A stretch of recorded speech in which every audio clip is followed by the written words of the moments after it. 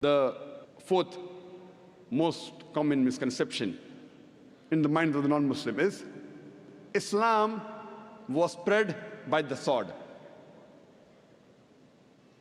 What is the meaning of the word Islam? Islam comes from the root word salam, which means peace. It's also derived from the Arabic word silm, which means to submit your will to Almighty God.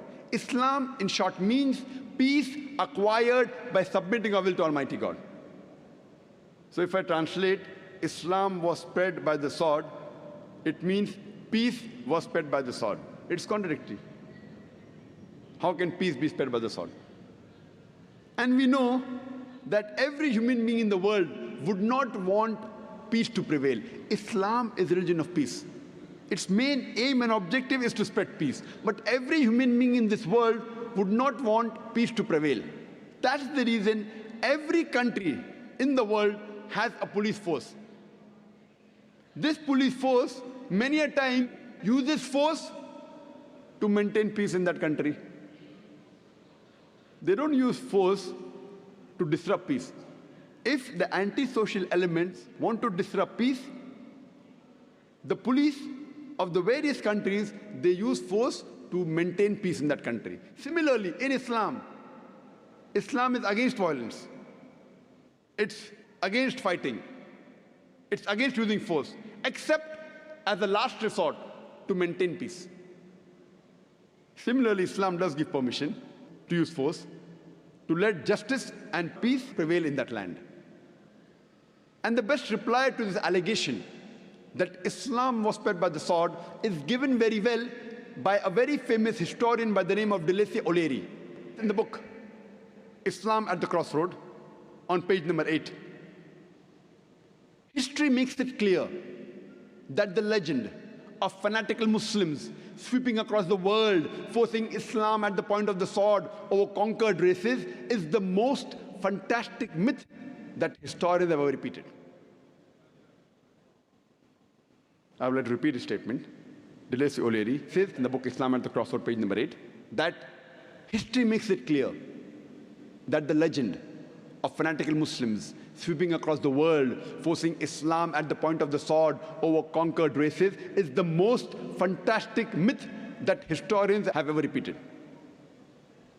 Which sword? We Muslims, we ruled Spain for 800 years. We didn't do the job. We didn't convey the message of Islam to the non-Muslims. Later on, the Crusaders came, the Christians came, and they wiped out the Muslims. There was not a single Muslim who could openly give the azan. If you read history, the religion that was spread by force was the religion of Christianity. If you read history, hundreds of thousands of people have been killed in the name of Christianity. And today, these same people are telling that Islam was spread by the sword. We Muslims, we have been the rulers of the Arab land for the past 1400 years. For a few years, the Britishers came.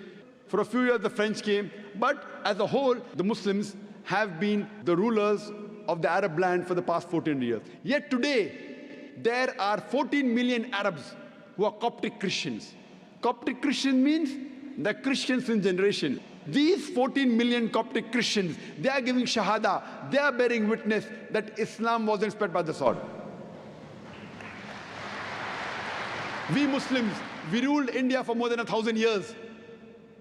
If we wanted, we could have converted each and every Indian at the point of the sword. We didn't do it. Today, more than 80% of the Indians are non-Muslims. These 80% non-Muslim Indians, they are giving shahada, they are bearing witness that Islam wasn't spread by the sword. Today, the country which has the maximum number of Muslims, it is Indonesia. Which Muslim army went to Indonesia? Which Muslim army went to Malaysia? Malaysia has more than 50% Muslims. Which Muslim army went to the east coast of Africa? Which sword? The reply is given by Thomas Carlyle, a very famous historian from Europe. He writes in his book, Heroes and Hero Worship, and he places Muhammad Sallallahu Alaihi Wasallam as his hero. And he writes in his book, Heroes and Hero Worship, that which sword? First, you have to find your sword. Which sword? First you have to find your sword. Every new idea originates in the mind of one. In one man's head, it dwells alone. One man against the whole world. It will do little good that he picks up a sword and propagates it. You have to find your sword. He's talking about the sword of intellect. Which sword has made hundreds and thousands of human beings to accept Islam? He's talking about the sword of intellect.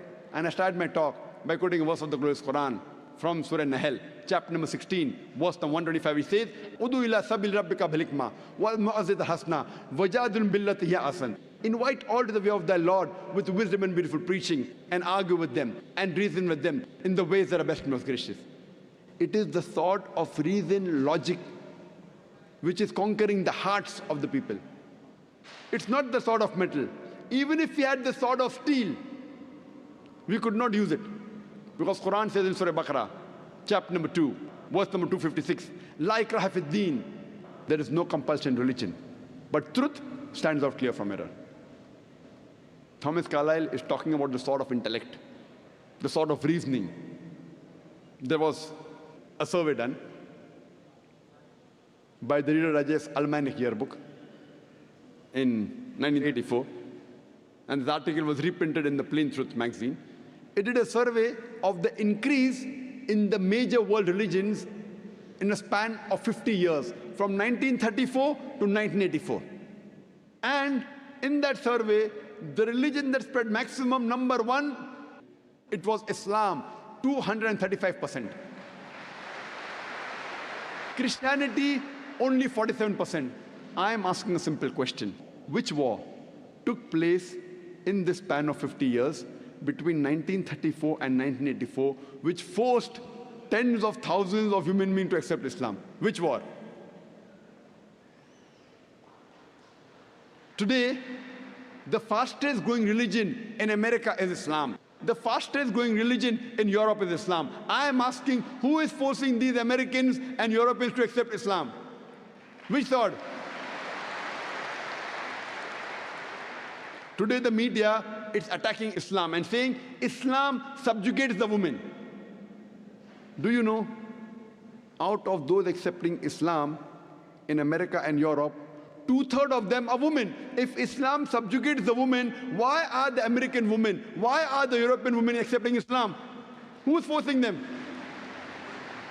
Yesterday we saw, mashallah, a Westerner, a lady. Mashallah, she gave shahada, she accepted Islam. Who forced her?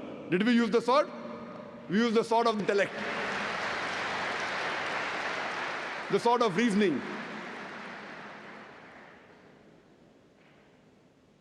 To end the answer to this question on was Islam spread with the sword, I like to quote to you the saying of Adam Pearson.